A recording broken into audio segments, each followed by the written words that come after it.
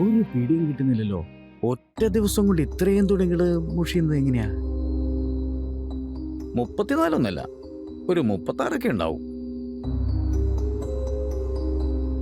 ഒന്ന് കൈ കിട്ടിയാലുണ്ടല്ലോ, ആ 36 ഞാൻ 38 കൊടുക്കും. അവക്കത് ഇഷ്ടപ്പെട്ടില്ല എന്ന് തോന്നുന്നു.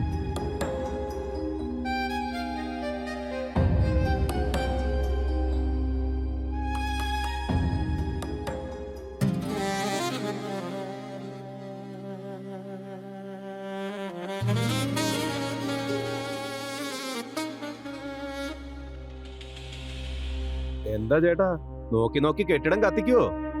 ഞാൻ പിന്നെ എന്റെ കണ്ണ് കുത്തിപ്പൊടിക്കണോ? ഇത്രയും വലിയ കെട്ടിടം കാണുമ്പോ നോക്കി പോവില്ലേ?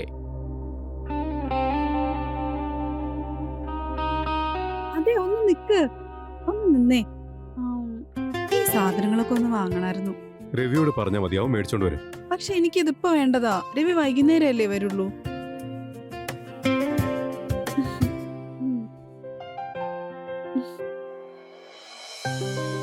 ഞാൻ റെഡിയാക്കാം. ആ പിന്നെ വൈകിട്ട് വരാൻ കുറച്ച് ലേറ്റ് ആകും. നീ കാത്തിരിക്കണ്ട, നേരത്തെ കഴിച്ചോ.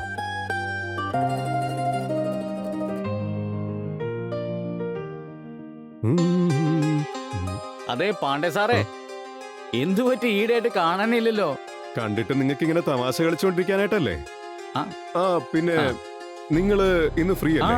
ഒരു കാര്യം ചെയ്യാം. ആ, എന്തെന്ന് പറഞ്ഞോ? ഈ ഒരു ലിസ്റ്റ് ഉണ്ട്, ഇതിലെ സാധനങ്ങളൊന്ന് വാങ്ങിച്ചു കൊടുക്കാവോ? ഞാൻ ഓൺലൈൻ പേയ്മെന്റ് ചെയ്തോളാം.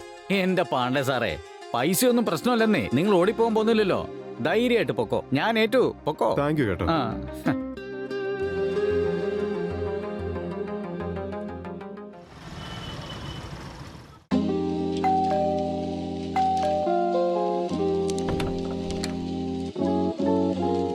അല്ല, നിങ്ങളെന്താ ഇവിടെ?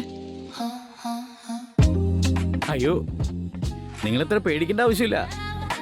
ഞാൻ കത്തിയെടുത്തിട്ട് വന്നേക്കൊന്നുമല്ല നിങ്ങളെ കൊല്ലാനായിട്ട്. ദേ നിങ്ങളുടെ ലിസ്റ്റ്.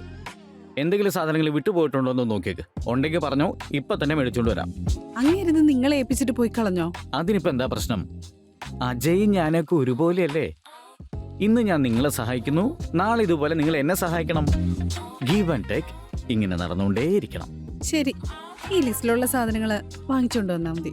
ഞാൻ അപ്പോഴേക്കും ഒരു ചായ ഇടാം. ദേ പോയി, ദാ വന്നു.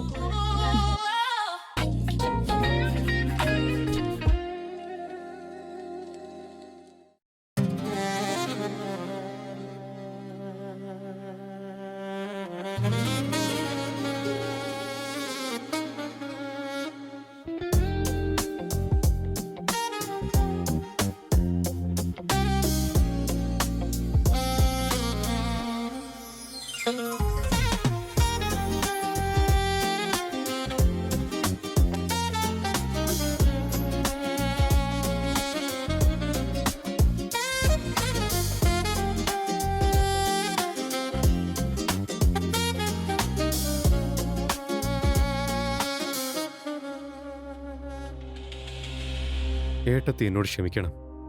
ഇന്ന് ആദ്യമായിട്ടാണ് നിങ്ങളെ കണ്ടിട്ട് ഇങ്ങനെ ഒരു തെറ്റ് ചെയ്യുന്നത്. ഇവിടെ ആരുമില്ലേ? ഇയാളിത് വീടിനകത്ത് കയറിയോ? ഇത്ര പെട്ടെന്ന് വന്നോ? ആ, എന്നാ സാധനങ്ങൾ പിടിക്കേ. ആ, പിടിക്കുന്നേ.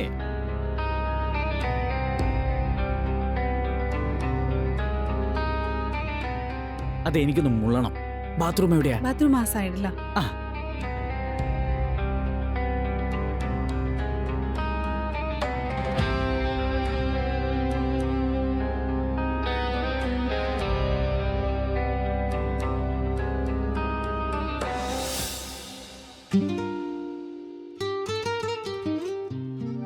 വെറുതെ നോക്കാൻ പ്ലാനുള്ളോ അതോ എന്തെങ്കിലും ചെയ്യുന്നുണ്ടോ?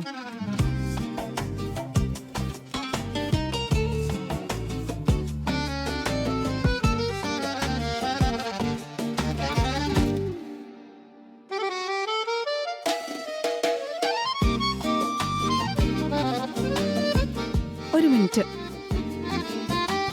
ഇതിന് ഞാൻ നിങ്ങൾക്ക് പെർമിഷൻ തരണമെങ്കിൽ നിങ്ങൾ എനിക്കൊരു പ്രോമിസ് തരണം. നമ്മൾ തമ്മിൽ ഇപ്പം എന്ത് നടന്നാലും അത് ഫസ്റ്റ് ആൻഡ് ലാസ്റ്റ് ടൈം ആയിരിക്കും. പിന്നെ ഇക്കാര്യം നമ്മൾ മാത്രമേ അറിയാൻ പാടുള്ളൂ. ശരി, അങ്ങനെ ആയിക്കോട്ടെ. പക്ഷെ ഒരു ഉറപ്പ് ഞാൻ തരാം, നിങ്ങൾ എന്നെ എന്തായാലും വീണ്ടും വിളിക്കും. ഇയാളുടെ ഒപ്പം ഏട്ടത്തി ഒരു പ്രാവശ്യം ചെയ്യുമെങ്കിൽ എൻ്റെ ഒപ്പം ഏട്ടത്തിക്ക് പല പ്രാവശ്യം ചെയ്യേണ്ടി വരും.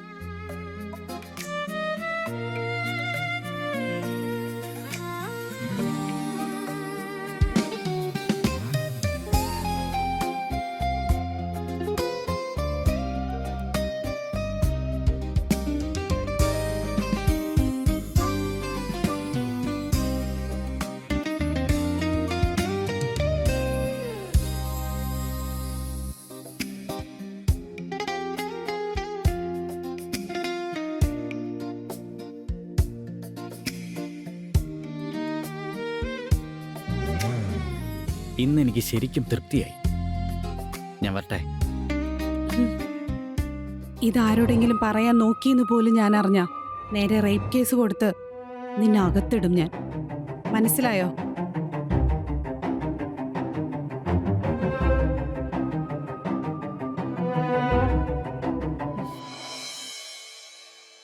ആ അനിയ, നീ എപ്പോ വന്നു? കുറച്ചേരം ഏട്ടത്തി ഏട്ടത്തി ബിസി ആയതുകൊണ്ട് ശല്യപ്പെടുത്തായിരുന്നതാ. അപ്പം മിക്കവാറും ഇവനെല്ലാം കണ്ടിട്ടുണ്ടാവും. ആ യാദവന്റെ ഒപ്പം ഒരു അത്യാവശ്യ കാര്യം ചെയ്യാനുണ്ടായിരുന്നു. അല്ല, നീ എന്താ ഇത്ര നേരത്തെ? അതിന്ന് ലീവാണ്. ആ ശരി, എന്നാ നീ ഇരിക്കുക, ഞാൻ ഫുഡ് എടുത്തിട്ട് വരാം.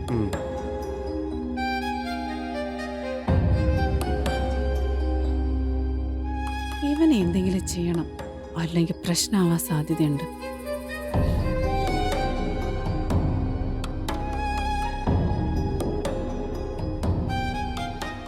ഈ പ്ലേറ്റിൽ പിടിച്ചാ മതി. മോന്റെ ഹെൽത്ത് ഒക്കെ ഓക്കെ അല്ലേ? ചെറിയൊരു തലവേദനയുണ്ട്. ആ കുഴപ്പമില്ല, എന്നാ കുറച്ച് പായസം കഴിക്കാൻ. ഏട്ടത്തി കുഴപ്പമില്ലെന്നേ. സോറി ഏട്ടത്തി, ഞാൻ വൃത്തിയാക്കിക്കോളാം. മോൻ വാ, ഞാൻ ഒന്ന് വൃത്തിയാക്കി തരാം.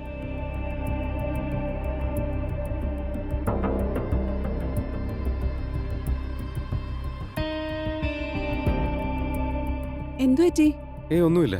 ചെയ്യാൻ വന്ന കാര്യം പെട്ടെന്ന് തന്നെ ചെയ്യാന്നേ.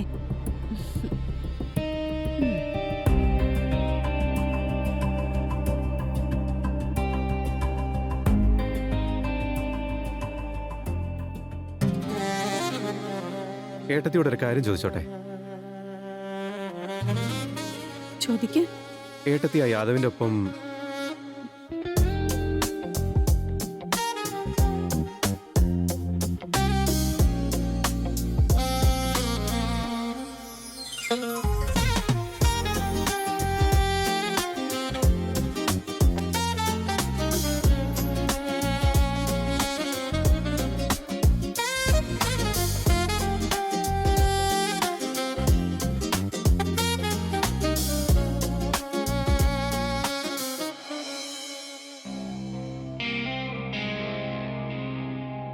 ഇതെന്താ ഡെയിലി ഒരേ ഫുഡാണല്ലോ?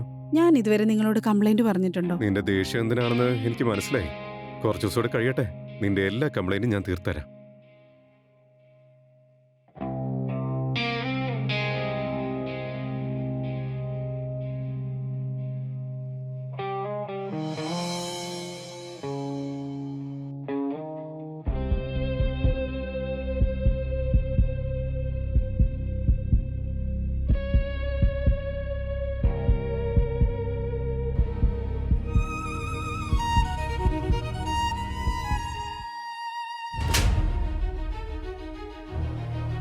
നീ ഇത്രയ്ക്ക് വൃത്തികെട്ടവനാണോടാ?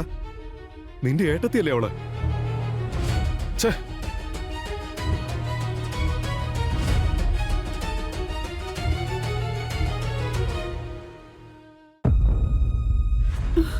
എന്തുപറ്റി? നാണക്കേട് തോന്നുന്നുണ്ടോ? എനിക്ക് വേറെ വഴിയില്ലായിരുന്നു. ഇങ്ങനൊക്കെ കാണിക്കാൻ മാത്രം നിനക്കിവിടെ എന്ത് പ്രശ്നമുള്ളത്? അതെനിക്ക് പറയാൻ പറ്റില്ല. പറയാൻ പറ്റില്ലെന്നോ? എങ്കിൽ ഞാൻ ഈ വീഡിയോ നിന്റെ പേരൻസിന് അയച്ചു കൊടുത്തേക്കാം. അയ്യോ വേണ്ട, അത് എനിക്കൊരു ജാതക ദോഷമുണ്ട്. നമ്മള് കല്യാണം കഴിഞ്ഞിട്ട് 1 മാസമായിട്ടും ആദ്യരാത്രി ആഘോഷിക്കാത്തോണ്ട്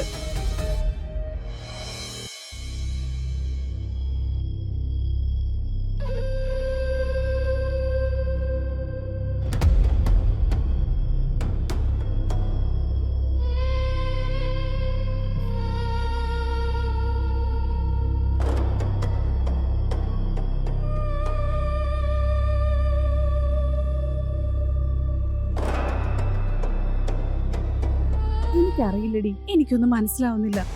എങ്കിൽ പിന്നെ നിന്റെ ഭർത്താവിന് വലിയ നാണായിരിക്കും, അല്ലെങ്കിൽ എന്തെങ്കിലും പ്രശ്നം ഉണ്ടാവും.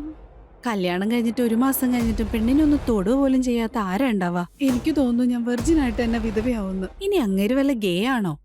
അല്ല, അങ്ങേരെ പെരുമാറ്റമൊന്നും കണ്ടിട്ട് എനിക്ക് അങ്ങനെയൊന്നും തോന്നുന്നില്ല. എടി, നിന്റെ ഈ പ്രശ്നങ്ങൾക്കൊക്കെ പരിഹാരം കിട്ടാൻ സാധ്യതയുള്ള ഒരു സ്ഥലമുണ്ട്, ഞാൻ പറഞ്ഞുതരാം. ഓം ഹീം ക്രീം ചാമുണ്ടായേ നമഃ. ഓം ഹീം ക്രീം ചാമുണ്ടായേ നമഃ. നിന്റെ ഭർത്താവിന്റെ ദോഷങ്ങളെല്ലാം ഞാൻ ഇല്ലാണ്ടാക്കാം. നിന്റെ ഭർത്താവും നീയും തമ്മിലൊരു ബന്ധം ഉണ്ടാകാൻ നീ ചില കാര്യങ്ങളൊക്കെ ചെയ്യേണ്ടതായി വരും. സ്വാമി, ഞാൻ എന്താ ചെയ്യണ്ടേ? ഒരു വിശേഷ പൂജയുണ്ട്. നമുക്കൊരു യോനി ജാഗരണ ക്രിയ ചെയ്യേണ്ടി വരും. പക്ഷെ നീ ഒരു കാര്യം മറക്കരുത്, ഈ പൂജയെ പറ്റിയുള്ള കാര്യങ്ങൾ മറ്റൊരാളും അറിയരുത്. നിന്റെ ഭർത്താവ് പോലും അറിഞ്ഞാൽ വലിയ അനർത്ഥങ്ങൾ സംഭവിക്കും. പിന്നെ നിനക്ക് ജീവിതത്തിൽ ഒരിക്കലും നിന്റെ ഭർത്താവുമായി ബന്ധപ്പെടാൻ സാധിക്കില്ല. ഒരിക്കലുമില്ല സ്വാമി, ഈ പൂജയെ പറ്റിയുള്ള വിവരം ഞാൻ ഒരിക്കലും ആരോടും പറയില്ല. പോയി കുളിച്ചിട്ട് വാ.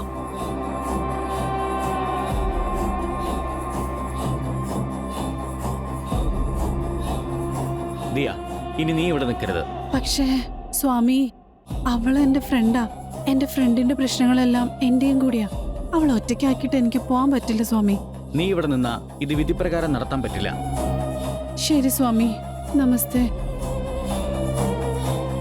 ഓം ഭീം ക്ലീം ചാമുണ്ടായ നമഃ.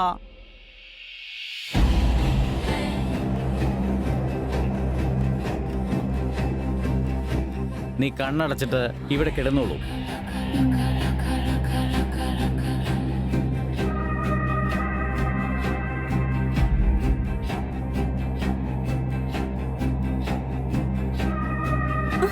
സ്വാമി, ഇതൊന്നും ശരിയല്ല.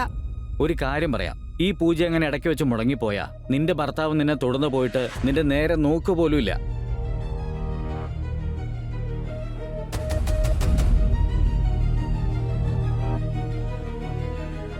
സ്വാമി, നിങ്ങൾ എന്താ ഈ ചെയ്യുന്നേ?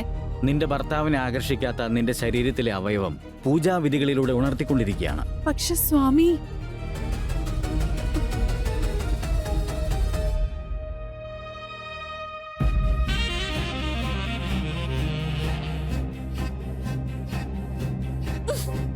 സ്വാമി, ഇതെന്തൊക്കെയാ ഈ ചെയ്യുന്നേ? നിന്റെ ജീവിതകാലം മുഴുവൻ നിനക്ക് നിന്റെ ഭർത്താവിന്റെ സ്നേഹം കിട്ടണമെന്നുണ്ടെങ്കിൽ ഈ പൂജയെ തടസ്സപ്പെടുത്താതെ പൂർണ്ണമാക്കാൻ സമ്മതിക്കണം.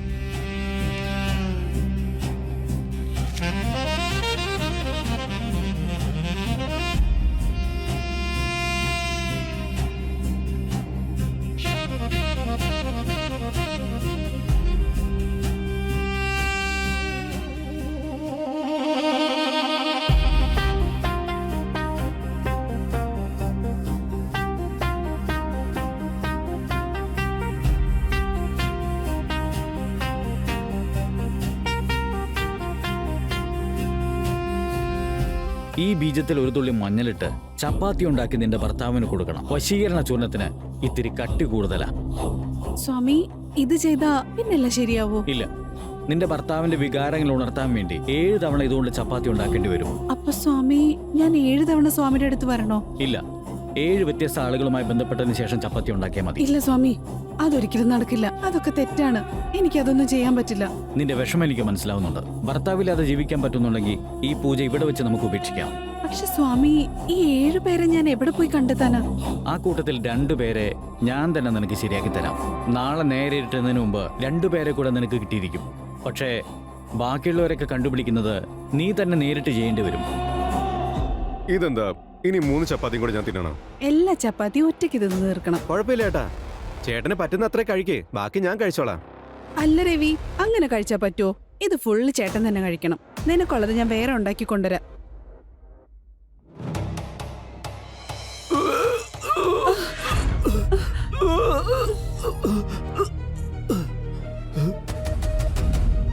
അപ്പം നീ ഇത്രയും നാൾ നീ ചപ്പാത്തി ഉണ്ടാക്കി തന്നതൊക്കെ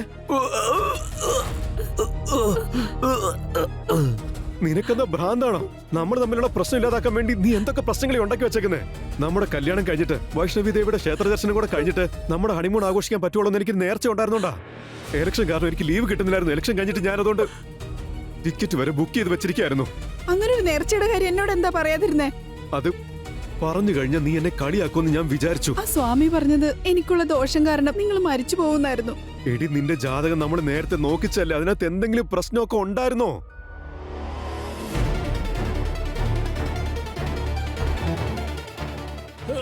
തിന്നടാ പട്ടി നിന്റെ ചപ്പാത്തി, തിന്നടാ, തിന്ന്, എഴുന്നേക്കടാ.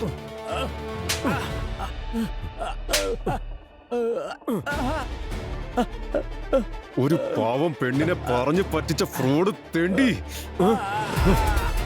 ഇനി നിന്നെ ലോക്കപ്പിൽ ഇട്ടിട്ട് പോലീസുകാർ ലാത്തിയോണ്ട് നിന്റെ പുറത്ത് പൂജ നടത്തോടാ. എന്നെ വിട്ടേക്ക് സാറേ, ഇത്രയ്ക്ക് തല്ലിയതല്ലേ, ഞാൻ ഏതെങ്കിലും നാട്ടിലേക്ക് പൊക്കോളാം. നീ ഇനി പോകുന്നതേ വേറെ നാട്ടിലേക്കല്ല, ജയിലിലേക്കായിരിക്കും. മനസ്സിലാവും? ജയിലിലേക്ക്. മനസ്സിലാവടാ നാറി.